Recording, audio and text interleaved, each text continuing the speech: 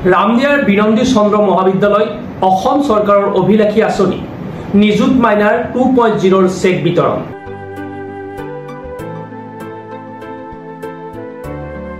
অসম চৰকাৰৰ এখনি অভিলাষী আঁচনি হৈছে নিযুত মইনা। ছাত্ৰীসকলৰ উদগনিমূলক আঁচনি নিযুত মইনাৰ জৰিয়তে সমাজৰ ব্যাধিস্বৰূপ বাল্য বিবাহ হ্ৰাস কৰাৰ পোষকতা কৰা হৈছে। ছাত্ৰীসকলে যাতে কম বয়সতে বিবাহ পাশত আবদ্ধ নহয় নিজকে অধ্যয়নৰ দিশত আগবঢ়াই যাবলৈ পাৰে তাৰ বাবে অভিলাষী আঁচনি নিযুত মইনা ৰূপায়ণ কৰা হৈছে। আজি ৰামদিয়াৰ বিনন্দী চন্দ্ৰ মেধি মহাবিদ্যালয়ত অনুষ্ঠিত এখনি সভাত নিযুত মইনা আঁচনিৰ চেক বিতৰণ শুভাৰম্ভ কৰে হাজো বিধানসভা সমষ্টিৰ বিধায়িকা সুমন হৰিপ্ৰিয়াই। বিধায়িকাগৰাকীয়ে মহাবিদ্যালয়খনত নিযুত মইনা আঁচনিৰ লাভ কৰা একাংশ ছাত্ৰীৰ মাজত আনুষ্ঠানিকভাৱে চেক বিতৰণ কৰে। ইফালে এই অনুষ্ঠানত বিধায়িকাগৰাকীয়ে বিনন্দী চন্দ্ৰ মেধি মহাবিদ্যালয়খনৰ আন্তঃগাঁথনিৰ উন্নয়নৰ বাবে বিধায়ক পুঁজিৰ পৰা 10 লাখ টকাৰ অনুদান আগবঢ়োৱাৰ কথা ঘোষণা কৰে। যেতিয়া আমি নিজৰ আমাৰ গাৰ্লছ ষ্টুডেণ্টসকলক যেতিয়া আমি এনেকুৱা ধৰণৰ অনুদান মুখ্যমন্ত্ৰীৰ পৰা নিযুত মইনা আঁচনিৰ পৰা আগবঢ়াবলৈ গৈ আছোঁ তেতিয়া বা আগবঢ়াইছোঁ এতিয়া এনেকুৱা লাগিছে যে তেওঁলোকে যে এখন নতুন ছ'চাইটি তেওঁলোকৰ কাৰণে আমি তৈয়াৰ কৰি দিছোঁ য'ত তেওঁলোকৰ আত্মসন্মান আছে, য'ত আমাৰ ছাত্ৰীসকলৰ আত্মবিশ্বাস গঠন হ'ব এখন, গতিকে তেওঁলোকৰ এটা পৰিয়ালৰ ওপৰত বোজা হৈ নাথাকিব আৰু সেই আত্মবিশ্বাস আত্মসন্মানেৰে যদি তেওঁলোকে পঢ়াত আগুৱাই লৈ যায় নিশ্চয় বাল্য বিবাহৰ কথা পাহৰি যাব ঘৰৰ মানুহে আৰু সমাজত আৰু আগবাঢ়ি যাবলৈ সুবিধা পাব।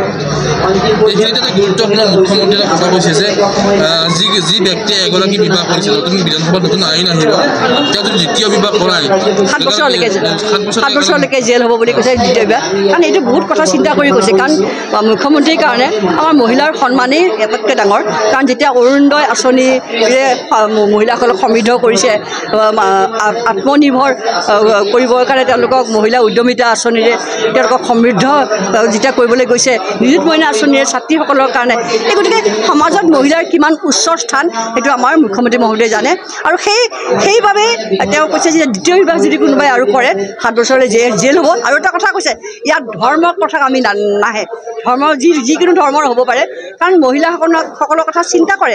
আজি ৰেচন কাৰ্ডত যেতিয়া তেওঁ চেনি দালি কথা ক'ব পাৰিছে, মিঠাতেলৰ, কাৰণ এইবিলাক ঘৰুৱা বস্তু এগৰাকী মহিলাই জানে।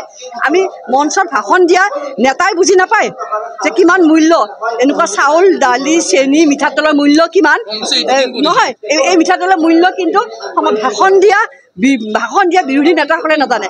আমাৰ মহিলাই জানে যে এইবিলাকৰ কিমান মূল্য, কাৰণ ঘৰ গৃহিণীয়ে ঘৰ চলায়, মহিলাই ঘৰ চলায়। সেইকাৰণে মহিলাক সন্মানিত কৰিবৰ কাৰণে, মহিলাক সন্মানে ৰাখিবৰ কাৰণে, আত্মবিশ্বাসেৰে চলিবৰ কাৰণে আজি ইমানখিনি আঁচনি আজি মহিলাৰ নামত আহিছে।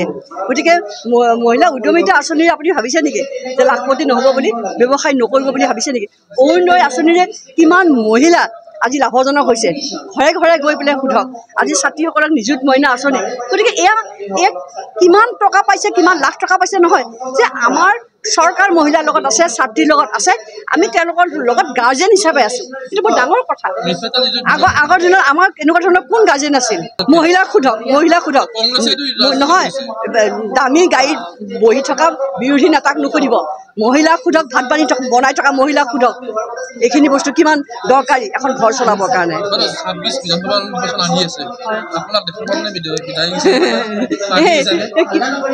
মোক হাজোৰ পৰা কিয় পঠাব খুজিছা যে মইতো হাজো ভালেই পাওঁ, হাজো শুৱালকুছি সমষ্টি।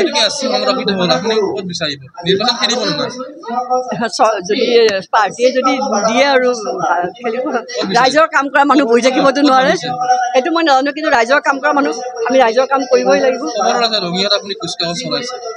মইতো মোৰ এটা অনুষ্ঠান আছে হেল্ল' মা, তাৰ জৰিয়তে মই সকলোতে যাব পাৰোঁ, সেইটো ৰাজনীতিক কুচকাৱাজ বুলি নকয় নহয়। হাজোৰ পৰা কমলাকান্ত দাসৰ ৰিপৰ্ট, প্ৰাতঃ টাইম ডিজিটেল। অসমৰ নপুৰণি কবি সাহিত্যিকৰ বাবে সুখবৰ। প্ৰভাতী অসম সংবাদ গোষ্ঠীৰ দ্বাৰা পৰিচালিত সাপ্তাহিক কবচে আয়োজন কৰিছে এখন কাব্যগ্ৰন্থৰ প্ৰতিযোগিতা। সগৌৰৱেৰে 30টা বৰ্ষত খোজ থোৱা অসমীয়া সাপ্তাহিক কবচ কাকতখনৰ উদ্যোগত কাব্যগ্ৰন্থ প্ৰতিযোগিতাৰ আয়োজন কৰা হৈছে। 2022 চনৰ পৰা বৰ্তমানলৈ প্ৰকাশিত অসমীয়া কাব্যগ্ৰন্থ দুকপিৰ লগতে লেখকৰ সম্পূৰ্ণ নাম ঠিকনা সঠিককৈ লিখি অহা 30 নৱেম্বৰৰ ভিতৰত তলত দিয়া ঠিকনাত ডাকযোগে পঠাব পাৰিব। আমাৰ ঠিকনা সাপ্তাহিক কবচ প্ৰভাতী অসম সংবাদ গোষ্ঠী বিজয়নগৰ ডাকঘৰৰ সমীপত কলিতা মাৰ্কেট 3য় মহলা জিলা কামৰূপ অসম 781122 মোবাইল নম্বৰ হৈছে 9435114666 অথবা 6003971898 অথবা 9864084600 অথবা কাৰ্যালয়ত হাতে হাতে জমা দিব পাৰিব। এই প্ৰতিযোগিতাত বয়সৰ কোনো সীমা নাই। অহা জানুৱাৰী মাহত ফলাফল ঘোষণা কৰাৰ লগতে বঁটাসমূহ বিতৰণ কৰা হ'ব। সকলো প্ৰতিযোগীকে মানপত্ৰ প্ৰদান কৰা হ'ব।